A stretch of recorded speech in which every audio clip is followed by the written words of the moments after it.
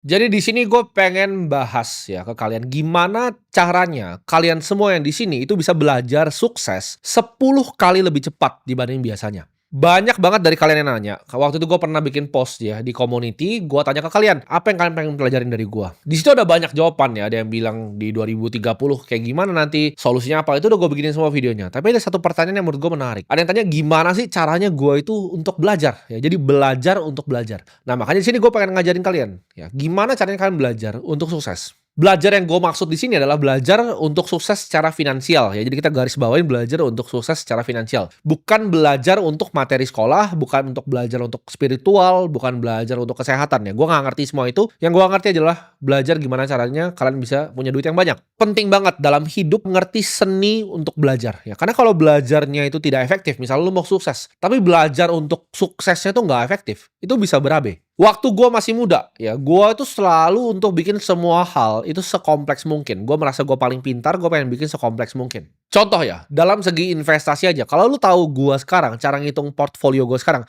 itu jauh lebih sederhana dibanding cara gue dulu, zaman dulu awal-awal mulai ngitung. Gue itu kalau cuman zaman dulu ya, zaman gue masih di saham, gue beli yang namanya index fund, itu gue macam-macam. Gue pakai five factor model ya, gue pakai Fama and Friends five factor model, gue factor tilt indeksnya.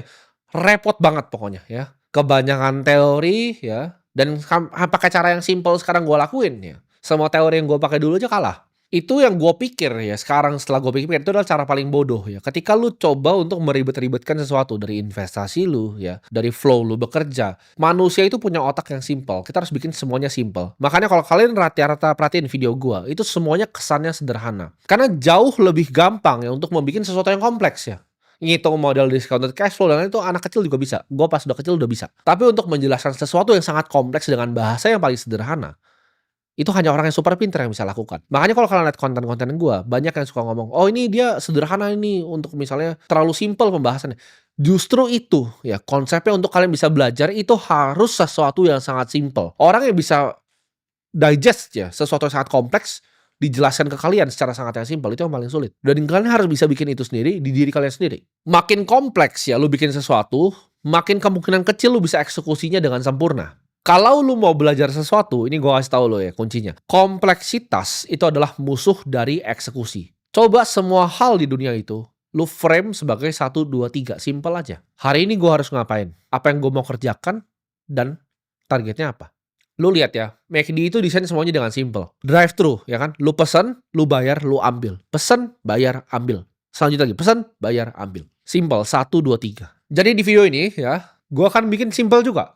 Gua bikin 3 cara untuk lu bisa belajar sukses yang paling efisien. Gue kasih tahu ya, orang di dunia ini banyak sekali itu cuman sukanya setengah-setengah ya. Jadi ketika mereka coba main game baru, mereka coba untuk bisnis yang baru, mereka coba untuk bahkan olahraga yang baru. Contohnya, ketika lu lihat nih, banyak orang FOMO main pedal. Semua orang di dunia ini kesannya kayak mau main pedal gitu kan. Di Indonesia, oh ayo cari lapangan pedal, main pedal. Yang lu lihat dengan orang yang suka coba-coba begini, itu apa? Pertama dia akan jagonya cepet ya. Dia jagonya cepet atau abis itu dia hit apa? Dia hit yang namanya plateau ya. Dia rata. Sama kayak lu yang sok-sok pengen belajar nih, belajar nyalain kamera, pertama lu langsung jago. Tapi nextnya lu akan plateau, sama kayak main game. Makanya ada orang yang coba beribu-ribu kali makanya masih cupu. Emang awal-awal ya, lu mulai sesuatu semuanya itu cepat. Lu mau main basket awal-awal juga cepat. Tapi kalau lu main basket level nasional tuh sulit sekali gitu. Lu kan ketemu plateau gitu. Lu harus latihan untuk shooting misal 1000 kali sehari. Ada levelnya ke setiap game yang lu mainin. Lu mau main piano pun juga sama. Untuk lu cuma sekedar bisa main lagu pop, ya ganti-ganti kunci itu gampang sekali, itu cepat sekali belajarnya. Tapi lu kalau mau main improvisasi yang sulit, lu tidak dilatih secara klasikal, lu main jazz pasti berantakan nanti. Lu nggak punya fundamental basis yang kuat. Gimana caranya jari lu bekerja di atas pianonya. Dan ini yang dilakukan sama 99,9% orang di dunia ini. Mau itu bisnis, mau belajar untuk sukses, mau belajar main basket, mau belajar main piano, semuanya seru dan gampang di awal. Tapi ketika udah mulai sulit, mereka nyerah. Oh ternyata sulit ya main pedal di level yang lebih tinggi, ya memang sulit. Ketika sulit mereka mikir apa? Ah ini udah nggak seru lagi, baru mereka quit. Ya, ketika bisnisnya udah mulai susah nih, buka clothing line, udah mulai susah, buka kafe, mulai susah, semua mulai susah, akhirnya lu semua berhenti. Banyak orang yang gua kenal ya, teman-teman gua misalnya dari zaman sekolah, mereka bilang, "Oh gua punya 3 bisnis." Mana bisnis lu? 3 bisnis sampah maksudnya.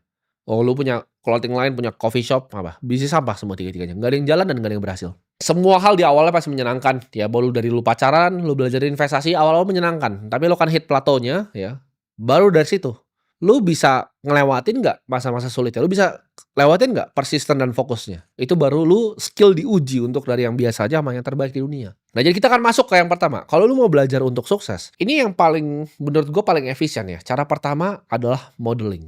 Lu model orang paling sukses di industri yang lu mau.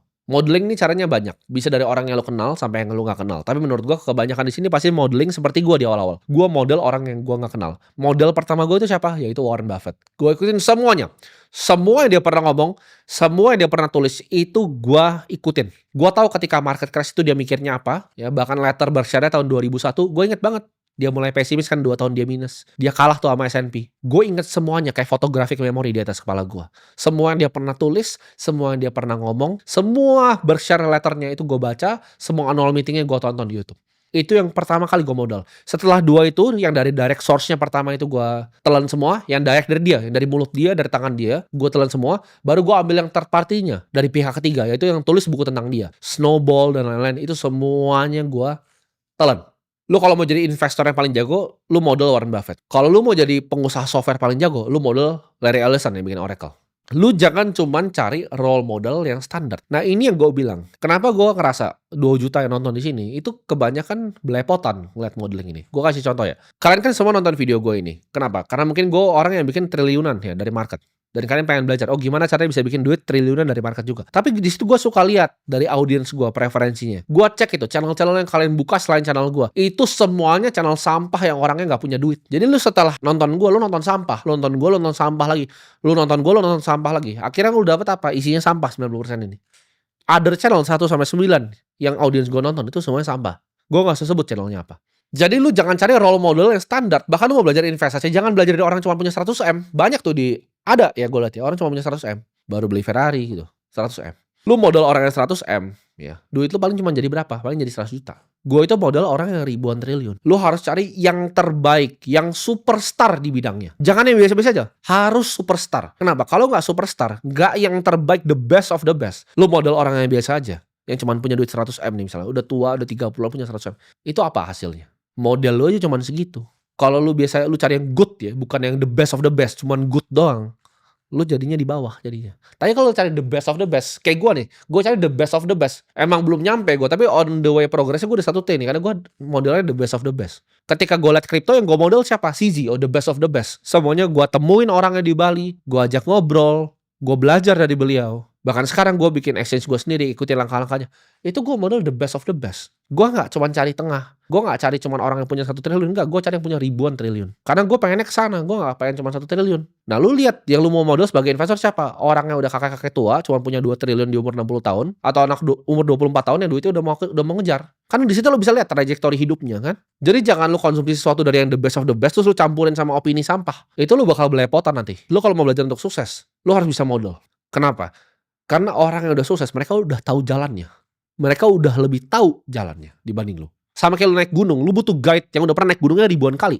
Lu kalau mau naik Mount Everest, lu gak mungkin cari Sherpa ya yang baru sekali naik. Lu pasti cari yang udah ratusan kali naik Everest dan turun selamat. Kenapa? Karena lu takut lu mati kalau lu naik kan. Sama persis dengan sukses. Hati-hati lu dengerin siapa. Ini gue akan kasih tahu ya, gue belajar modeling ini sebenarnya bukan dari bisnis ya. Gue belajar model ini dari main game. Gue dulu main game komputer, itu namanya League of Legends ya. Itu ada 5 role di sana, ya persis mirip lah seperti Mobile Legends. Tapi Mobile Legends copy paste-nya lah. Di game ini, gue belajar untuk modeling. Jadi ketika gue main satu role, gue ngeliat orang paling jago. Siapa sih yang main ini? Oh, orang Korea nih. Let's say namanya si A. Itu gue tontonin cara main si A. Nah, gimana caranya gue belajar main gamenya? Ketika dia melakukan sesuatu gerakan, gue pause videonya. Lalu gue mikir, di posisi yang sama, apa yang gue harus lakukan? Baru gue play lagi. Kalau beda, ternyata decision making gue jelek nih. Gue stop lagi kadang gitu. Jadi di kondisi-kondisi tertentu, nih lu yang main Mobile Legends bisa ikutin nih cara gue belajar. Lu misal mau jadi jago ya. Lu cari yang paling jago, lu model, lu nonton videonya di YouTube, lu pause, lu nyalain, lu pause, lu nyalain. Tapi setiap kali lu pause, lu pikir, apa yang lu akan lakukan di situasi yang sama. Jadi dari situ gue belajar modeling. Gue jadi cepet jago sekali, karena gue nyontek orang yang jago sekali. Ketika gue mau jadi orang paling kaya, gue cari siapa orang paling kaya yang ngumpulin duitnya paling cepet. Bukan cuma paling kaya doang, tapi yang paling kaya ngumpulin duit paling cepat. Jawabannya CZ. Dulu gue modelnya Warren Buffett, sekarang gue modelnya CZ. Gue lihat, cara dia jadi kaya sekali itu bagaimana? Apa sih ekosistem yang dia bikin? Jawabannya bukan Ray Dalio, bukan Bill Ackman. CZ itu dari 2018 sampai sekarang ya. Cuma 7 tahun tuh bikin duit luar biasa besar. Itu yang gue model, itu yang gue lihat cara mainnya gimana. Industrinya gue model, bisnis modelnya gue model, semuanya, cara pikirnya, aset investasinya, 99% harta dia di Bitcoin. Gue ikutin. Gue kasih tau ya, kalau ada orang sukses ya, dan udah lama nih suksesnya, itu dia nggak mungkin hoki. Kalau suksesnya konsisten, ada hal yang dia tahu yang lu nggak tahu. Mereka itu ngelakuin sesuatu hal itu berbeda dari yang lu lakuin. Karena orang yang sudah capai apa yang lu mau, itu mereka sudah semuanya ngeliat jalannya. Ya. Jadi ketika gue udah liat, oh dia udah nyampe sana, gue cari jalannya gimana caranya ke sana dan gue tabrak terus sampai ke sana. Mau kena tembok, gue hajar terus. Yang penting gue udah liat model gue siapa, gue pengen jadi dia. Ekosistem dia punya apa, investasinya apa, cara mainnya gimana. Ingat ya, sukses always leaves clues. Ya, itu yang pertama, modeling. Yang kedua, reiterasi. Nah ini banyak banget yang salah ya, reiterasi sama repetisi. Orang bilang, oke kalau lu mau ulang terus, lu pasti akan jago. Menurut gue ya, yang bikin teori 10.000 jam itu adalah orang bodoh. Enggak ya. Jawabannya bukan 10.000 jam lu nyoba sesuatu. Tapi lu reiterasi, lu jadi lebih baik lagi. Bukan cuma repetisi, repetisi itu ngulang. Repetisi itu bukan mother of all skill. Reiterasi. Ini gue koreksi nih orang yang bikin 10.000 jam itu. Gue kasih contoh ya, di game gue sama. League of Legends tuh sama Mobile Legends, jadi kalau kalian pernah main tuh sama ya, ini Mobile Legends ini apa, game tolol yang nyontek game yang asli. Di game yang asli nih, ketika lu bermain game itu, ya ini gue ngomong semua hal, lu bisa main 10.000 jam dan lu masih tolol tuh bisa.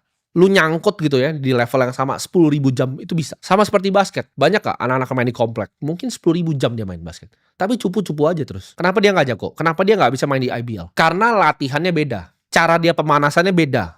IBL tuh ada conditioning.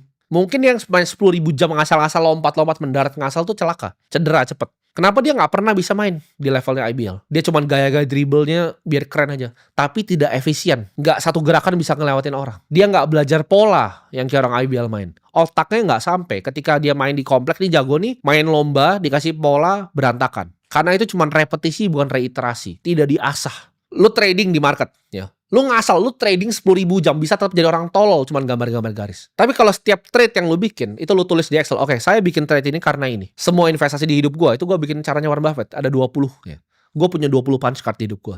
Gue cuma pakai 20 ini, gue cuma pakai. Ketika gue nembak gede, itu 20-nya gue pakai 19. Seumur hidup gue cuma boleh punya 20 investasi. Jadi gue lihat tuh, bener-bener keputusan gue apa sih? Gue inget, pas gue beli Bitcoin dulu, apa sih yang gue pikirin? Pas gue beli BNB dulu, apa sih yang gue pikirin? Gue tulis itu. Gue beli di harga segini karena waktu itu gue mikir ini. Karena gue mikir waktu itu kondisi makro seperti ini. Jadi itu yang gue pikir terus. Gue nggak ngasal gitu. Ketika salah, gue review ulang. Oke, waktu itu gue mikirnya apa ya? Waktu gue beli ini. Semuanya diulang dan direiterasi sama. Lu main game, nonton reviewnya. Lu jangan cuma main terus nextnya main kalah, main kalah. Kalau lu kalah berarti ada hal yang bego yang lu lakukan. Lu nonton replaynya, oke salahnya di sini. Itu namanya reiterasi. Bukan ngasal main-main 10.000 jam lu jadi tolol juga. Sama kayak bisnis, lu 10.000 jam jadi tolol juga. Investasi sama. Lu 10.000 jam lu ngasal beli ini, spekulasi kayak judi, ya lu pasti miskin juga ujung-ujungnya. Reiterasi adalah sumber pelajaran dari semua skill. Jadi penting untuk belajar. Dan yang ketiga ya adalah nyemplung total. Pertama modeling, kedua reiterasi, ketiga nyemplung total. Lu kalau nyemplung total ke suatu tempat, contoh kayak gue 2022 itu gue nyemplung total ke kripto. Gue datengin model gue CZ. Gue datengin semua market maker di dunia. Gue terbang ke berbagai negara. Gue pelajarin tiap kali gue ke negara, bahkan cuma jalan-jalan di Turki aja, gue pelajarin sistem moneternya bagaimana. Gue cari di internet kenapa sih harga di sini naik terus. Apa sih yang bank sentral lakuin sampai blunder begini? Kenapa semuanya pakai Bitcoin di sini? Gue pelajarin terus ya. Selama 3 tahun terakhir hidup gue itu cuma di kripto. Yang gue pikirin dari pagi sampai malam adalah teknologi ini gimana cara merevolusi dunia. Dan bagaimana gue punya infrastrukturnya, gue punya railnya di sini, gue punya fundnya di sini, gue punya exchange di sini, gue punya semuanya gitu. Gue punya dana abadinya, gue punya family office sendiri, semuanya di kripto. Gue nyemplung, gue kasih 100% hati gue ke sini. Kalau lu gak nyemplung 100%, lu cuma setengah-setengah, lu tidak akan dapat hasil yang lu mau. Percuma lu mau modeling, lu reiterasi, tapi kalau lu gak nyemplung full, lu masih setengah-setengah. Lu pasti pengen belajar A, pengen belajar B, gak bisa. Gue tahu ya, opportunity ada AI di depan mata, tapi gak gue ambil karena gue tidak bisa. Ada energi juga di depan mata nih. Gue bisa aja main solar, ya main wind, main geothermal. Gue punya duitnya, gue punya koneksi, gue bisa main. Gue ditawarin sama grup-grup konglomerat paling besar di Indonesia. Ayo main energi bareng kita main. Sabar dulu, gue fokus nih, ya kan? Yang ada meme itu, fokus kripto ya kan. Fokus gue. Mau lu orang bercanda itu gue gak masalah, terserah. Tapi gue tahu dalam 10 tahun gue jadi yang terbaik di industrinya. Lu kalau bisa buktiin gue, ada industri lain yang bisa bikin orang kaya lebih banyak dan lebih cepat dari kripto, gue akan pindah. Karena jawabannya di bumi ini tidak ada. Oh lu jual kripto enggak, lu orang goblok bawah kolong jembatan. Orang paling cepat dan paling kaya ya di dunia ini, listnya ini paling banyak, Itu dari satu industri kripto, bahkan bukan AI. Perhatikan Sam Altman yang bikin Scale AI semua, kripto tuh lebih cepat, lebih banyak, lebih kaya. Ketika lu nyemplung, lu akan beli semua bukunya ya. Semua buku tentang kripto lu harus beli. Semua resource tentang itu lu harus beli. Seperti gua. Gua beli semua buku tentang kripto. Semua yang ada, semua. Gua ngomong semua. Dari lu mau Bitcoin Standard yang semua orang tahu, Broken Money Lyn Alden, semua gue beli. Ya, nggak ada buku kripto yang belum gue baca di dunia ini. Semua white paper top 100 koin sudah pernah gue baca dari atas sampai bawah. Lu mau sukses, do it all the way. Lakuin sampai ujung. Jadi 3 ya, gue rekap.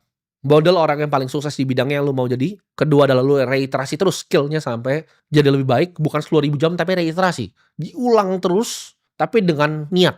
Apa yang mau diperbaiki dari pengulangannya. Dan yang ketiga, lu harus nyemplung ya. Lu all in, all the way. Semua duit itu lu habiskan untuk belajar di situ. 3 ini lu kuasain, itu cara belajar untuk sukses 10 kali lebih cepat.